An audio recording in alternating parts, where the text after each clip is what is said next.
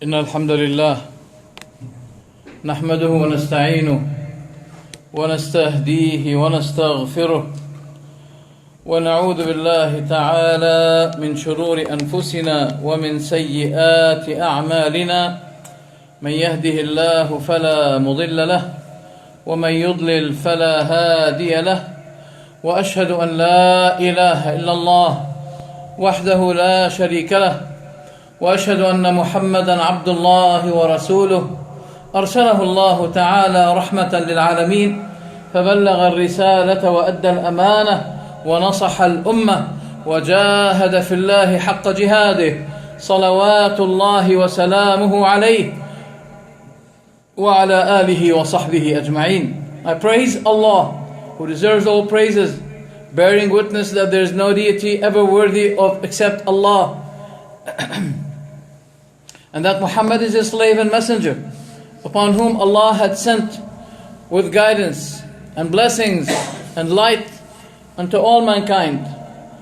May Allah's peace and blessings be upon him and upon his companions and upon those who hold fast to the book of Allah and the sunnah of his messenger sallallahu alaihi wasallam, based on the understanding of the salaf of the ummah. Allahumma ameen. Dear brothers, be aware that the taqwa of Allah is the bottom line, is the center of the whole religion. Fearing Allah in the unseen. So fear Allah as should be feared, as He said, وَلَقَدْ وَصَّيْنَا الَّذِينَ أُوتُوا الْكِتَابَ مِنْ قَبْلِكُمْ وَإِيَّاكُمْ أَنِ اتَّقُوا اللَّهِ. We have advised those who had passed before you, as well as yourselves, that fear Allah. And that the best words, the best speech is the speech of Allah. And the best way of guidance is the Prophet's way of guidance. And that every innovation is misguidance. Despite those who say something that opposes what the Prophet said. He said every innovation is misguidance. And every misguidance is in hell.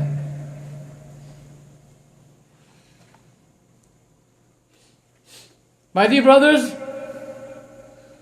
we know what happened recently regarding Baytul Maqdis, which they call it in English Jerusalem. We call it Baytul Maqdis, Al-Quds.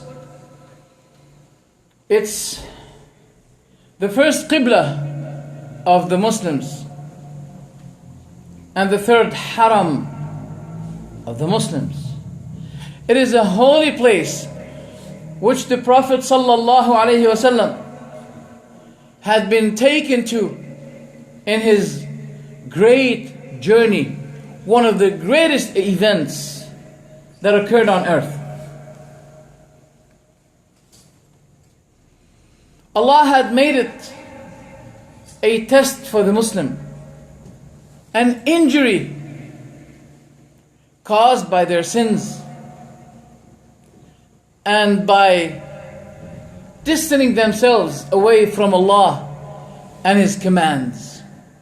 Whenever this happens, Allah subhanahu wa ta'ala tries His Muslim servants by the loss of this place. It is not something that was out of the power of Allah, as some people who have been tried by weakness of the heart and hypocrisy, who start to shake Allah's power, whose faith is shaken with Allah's power. No, I swear by Allah, there is no president that is being selected, but it's by the power of Allah. No matter who, no matter where.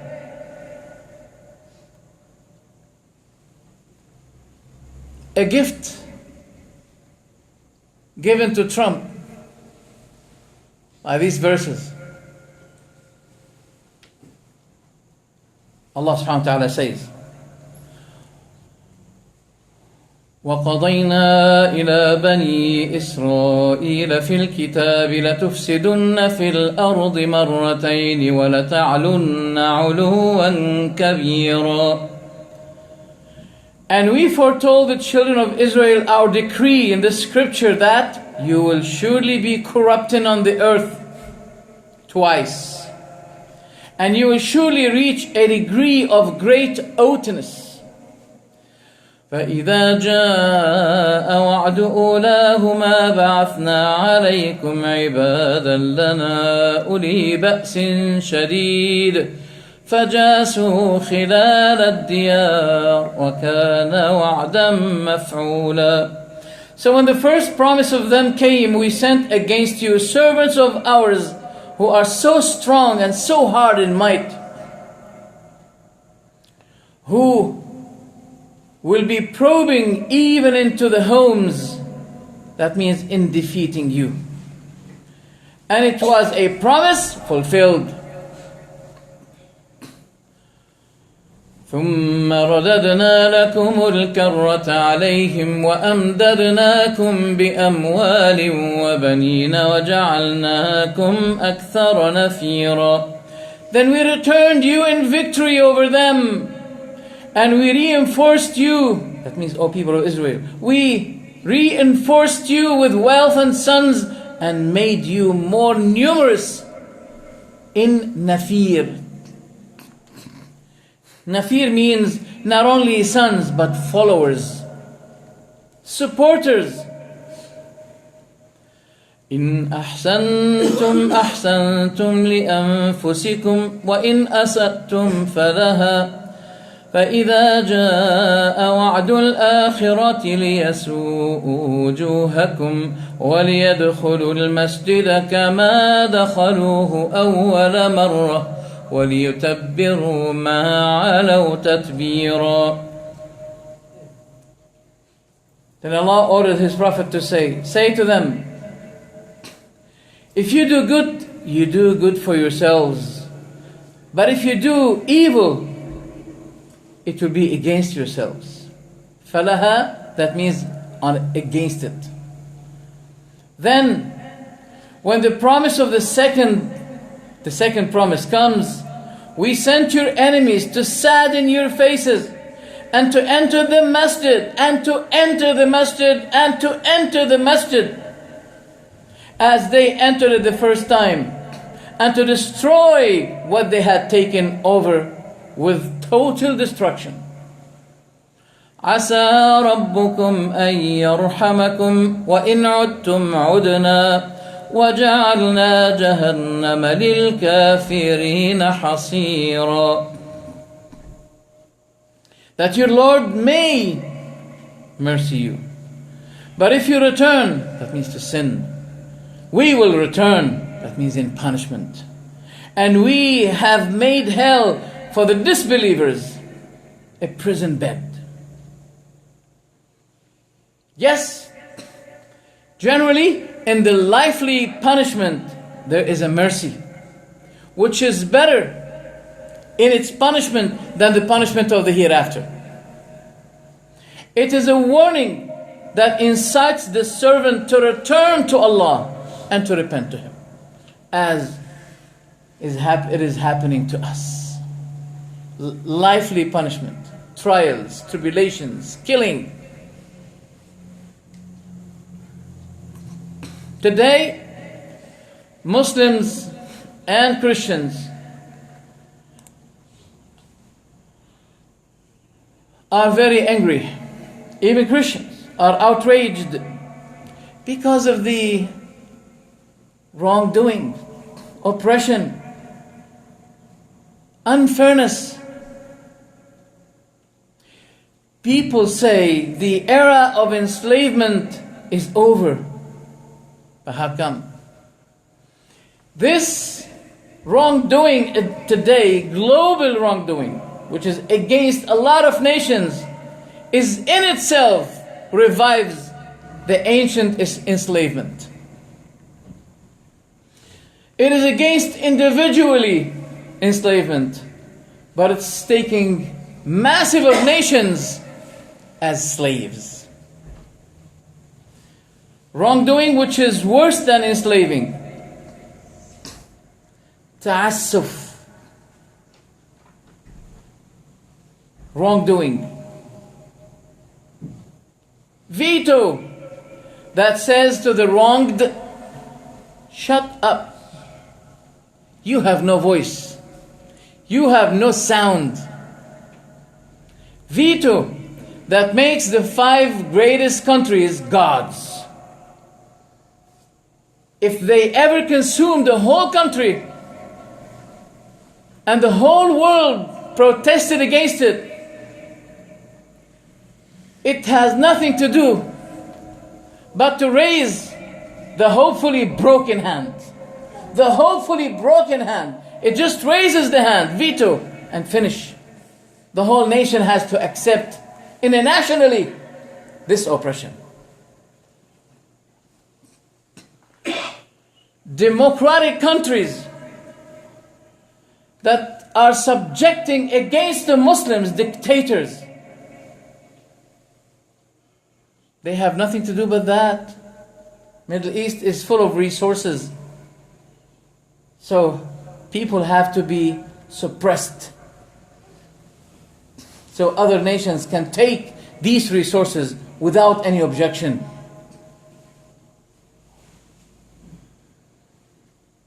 We are living in the shade of the ruling of the greatest devil, by which its temple is in Bohemian Grove. Bohemian Grove. This is the temple where it leads and runs all the people. And the presidents of countries are the members of this temple. That is a fact. In the shade of the Muslims' absence, this is what is expected to happen. When the Muslims lose the leadership, Islam is plotted against politically, but it will never die. Believe me, no president becomes dominant, no other president fails, but Allah is behind this. And Allah subhanahu wa ta'ala يحفظ هذه الأمة. Allah preserves this ummah. As Umar radiallahu anhu said to his son, إن الله يحفظ هذه الأمة. But the fact is, the factor of the non-Muslims' power is in your hand. It's because of you, because of your disobediences, because of your innovations. Because of your shirk. All of these sins had caused the enemies to rule Palestine. They said yesterday that Jerusalem will be, or it is from now on, the eternal capital of Israel. No. Currently, yes. But eternally, no. I swear by Allah, it won't be. And you will see. صَدَقَ وَعْدُ اللَّهِ. The promise of Allah is true, as I have recited to you the verses of Allah, that the second promise is coming. The promise of Allah never fail. I swear by Allah, Palestine will return as Allah and His Messenger sallallahu alaihi wasallam said. Unfortunately, the Jews today had become just like a spoiled child. All countries are struggling to please it and to give it what it wants. But did you, Christians, ever ask yourselves about this? Who killed your God? In the Bible, it says the Jews killed their God. Solve this problem to me, please. Solve this. They kill your God, and you support them? They kill your God, and they are the chosen people of God, killing His Son. I'm not believing in this, but I'm saying what I believe. Does Allah love the wrongdoer? Does Allah love people who oppress other people? Saying to them, because I love you, take the land. Look rightward, leftward, forward, backward. Look east, west, north, south. Any place your eye reaches, your hand should be reaching. Is this fair? So by this, millions will be oppressed. They will be deprived from their land, from their homes, because of His beloved ones. Where did you find that belief? It's in our book. Our book said that I give you the promised land. What is the book you're talking about? What did it consist? What did this book consist? It says, if you ever meet a Jew, you should bow down to him with your face to the ground and lick the dust of his shoes. Isaiah chapter 49, verse 24. Does God speak? Whenever you meet a Jew, bow down to the ground to him and lick the dust of his shoes, and he says to me, this is the book that promised you the land. And that the Prophet Lot committed incest with his two daughters, and they had children from their father, according to the book of Genesis, chapter 30, verse 19. And that the Prophet Noah, he became drunk, and he kept walking in the tent naked. And when his son Ham, the father of the Canaanites, he struggled to cover his father became angry, and he said, Ham should be the slave of the slaves, Abdul Abid. He was angry. Why his son was trying to cover him? What is this? Genesis chapter 9, verse 20. In this book it says, go into the city, O people of Yehuda. Smite, don't let your eyes spare. Don't forgive, don't be forbearant. Kill the old, the young, the virgin, the child, the woman. Kill for destruction. Fill the houses with killing, and don't let anyone be alive. Ezekiel chapter 9, verse 5. In the book of Deuteronomy, when you ever surround a city to find them, call them for reconciliation. If they responded for reconciliation, if they responded for reconciliation, then all the people in it will be enslaved for you. This is if they accepted reconciliation. But if they did not make peace with you, but they made war with you, then you should be surrounding them. Then kill every male and female by the edge of the sword. Kill women. Kill even cattle. Kill everybody in the city. And the whole city will be spoils for you. That's what the book contains. Does it sound like God is speaking? Does God speak like this? That is why people are deciding to become atheists. Based on what they read and what they see. They don't want religion. If God is like this, how can a person love that God? But anyway, my dear brothers, I know the injury is getting deeper in the soul of every Muslim among us. But this is good news as well. When the kuffar surrounded Medina, and Muslims felt a great fear, the Prophet was giving the good news that the breakthrough is coming. And now I say also the same. No matter what the crisis intensify, this is for us a sign that the breakthrough is approaching and coming very close, inshallah. أقول قولي هذا واستغفر الله لي ولكم فاستغفروه إنه هو الغفور الرحيم.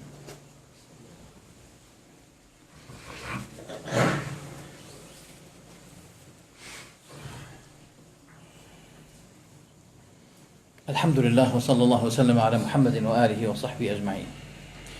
Every time the Muslims wrong themselves, Jerusalem is taken. Umar radiallahu anhu had returned Al-Maqdis, and Al-Maqdis will be returned by people who will be strictly following the way of Umar, by no other way. There are people who hate Umar, who opened Bayt al-Maqdis, and they hate Salah ad-Din, who reopened it and had taken it back, retrieved it from the Crusaders. They hate Umar as well because he had terminated the empire of the Persians, the fire worshippers. And they hate Salah ad-Din because also he did not only retained Bayt al-Maqdis, but he retained Cairo from the Shia, Fatimiyin, Ubaydiyin. He returned it. The history is repeating itself. Many dirty deals had been conducted between the Ubaydiyin Shia and the Crusaders, which caused the loss of Bayt al-Maqdis into the hands of the Crusaders. There was a cooperation and deals between the Ubaydis to divide Bilad al-Sham and to deliver Bayt al-Maqdis to the Crusaders. In the year 491, Al-Ubaydiyun made a deal with the Crusaders to get rid of the Saljuqi state, which is a Sunnah one. And they had a lot of problems with the Abbasi Khilafah leadership. That's why they find themselves obliged to make deals with the Crusaders. At the time of Al-Khalifa, the Shia Khalifa, his name was Al-Musta'li Billah. He made the deal with the Crusaders that the Crusaders will be taking Antakya they call it in English, and the northern regions that surround Antakya, and that the Shia Ubaydiyin will be taking Jerusalem. They made the deal, and afterwards the Shia pretended that they lost Jerusalem and it was taken from them by the Crusaders. Salah ad-Din realized this. He realized the relationship and the deals between the Fatimis and the Crusaders. Then he found that the first way to be done is to get rid of those hypocrites that are inside the entity of Islam. As soon as he got rid of them, Allah made it easy for him to retrieve Bayt al-Maqdis. That's what happened. And there was the great rejoice and the cheerfulness of the Muslims by returning both Egypt, Cairo, and Bayt al-Maqdis, Jerusalem. Thus, Bayt al-Maqdis became a divine warning to His servants. Whenever they distanced themselves from Allah and worldly life had taken them, then Bayt al-Maqdis had gone into the hands of other people. Whenever they return to Allah, Bayt al-Maqdis is returned to them. So, O you who have been deceived by the multitude of weapons and the multitudes of countries that support you, when the command of Allah comes, you will be defeated despite all the power is given to you. The returning of Bayt al-Maqdis is conditioned by you returning to Allah. But here we have to remind people, what are those who have the khurafa kind of beliefs, hoaxes? Those who say that the awliya, they have tasarruf in the universes. What are they? Let them have some tasarruf in Palestine, to return Palestine to us, if they have such power. They say we are more than you in number. And I say, maybe that's the reason. When you become dominant, the Muslims are in loss.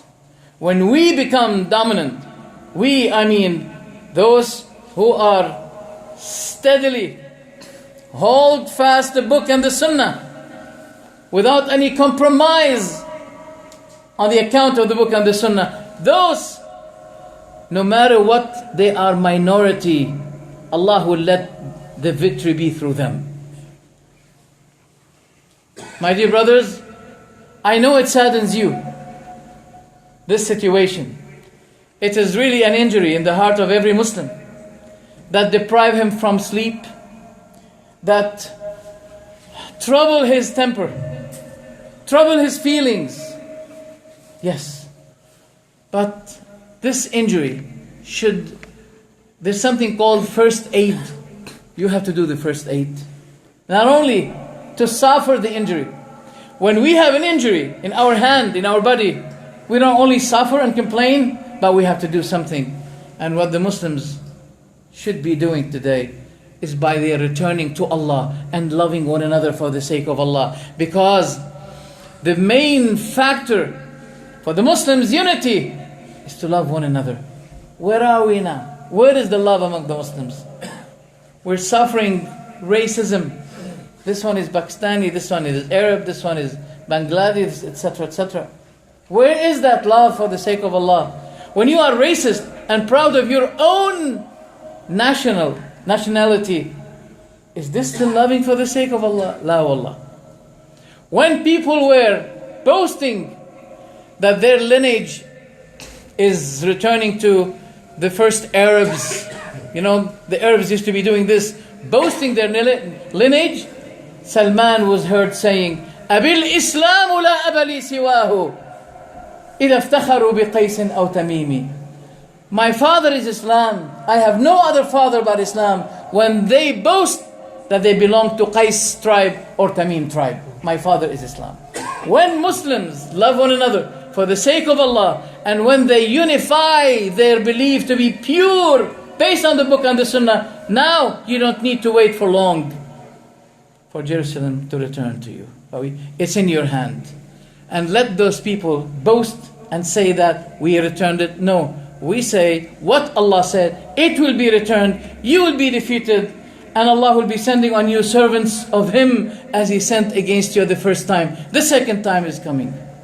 هذا وصلوا وسلموا على أشرف النبيين وأكرم هاد فقد أمركم ربكم عز وجل بذلك فقال جل من قائل عليم إن الله وملائكته يصلون على النبي يا أيها الذين آمنوا صلوا عليه وسلموا تسليما اللهم صل على محمد وآل محمد كما صليت على إبراهيم وآل إبراهيم وبارك على محمد وعلى آل محمد كما باركت على إبراهيم وآل إبراهيم في العالمين إنك حميد مجيد اللهم اغفر للمسلمين والمسلمات المؤمنين والمؤمنات الأحياء منهم والأموات إنك يا ربنا سميع قريب مجيب الدعوات اللهم انصر إخواننا في فلسطين وفي بلاد الشام وفي كل مكان يا رب العالمين اللهم انصر إخواننا المسلمين الموحدين في كل مكان يا رب العالمين اللهم كن لهم ناصرا ومؤيدا ومعينا يا رب العالمين اللهم اغفر لنا ذنوبنا وكفر عنا سيئاتنا برحمتك يا أرحم الراحمين ربنا ظلمنا أنفسنا ظلما كثيرا ولا يغفر الذنوب إلا أنت اللهم فاغفر لنا مغفرة من عندك وارحمنا إنك أنت الغفور الرحيم ربنا آتنا في الدنيا حسنة وفي الآخرة حسنة وقنا عذاب النار وأقم الصلاة